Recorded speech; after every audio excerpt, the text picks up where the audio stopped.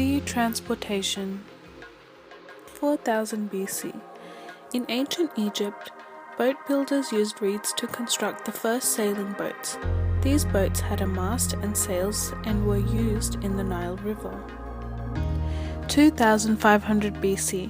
The Egyptians built wooden boats that were able to be sailed across the oceans. From 1550 BC to 300 BC. The Phoenicians, which were the people from the ancient civilization of Canaan, now known as Lebanon and Syria, used the galley, which is a man-powered sailing vessel, to travel, trade, and fight with their neighbors.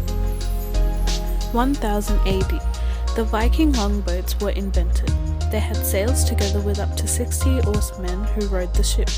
Viking longboats were long and narrow, allowing them to travel in the open sea, including rivers. 1100 AD.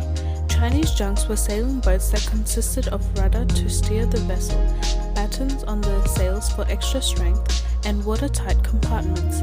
They were used for battle and transport. 1450.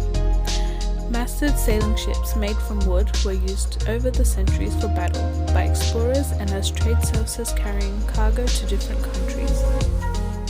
1800s. Clipper ships were built that were fast in speed, had long slim hulls and tall masts. 1819. The first steamships were created, which combined steam and wind power to enable them to cross the Atlantic. 1845. The first ocean-going liners were invented. They were made from iron and driven by propeller. 1880s. Steam-driven riverboats were used. Some had rear paddles called stern wheelers, and others had paddle wheels on either side of the boat. 1910. Coal-burning sailing ships were replaced by diesel power using oil instead of steam.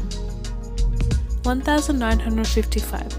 Hovercrafts were invented. They were able to float on water on cushions of air and were able to travel up to 140 kilometers per hour.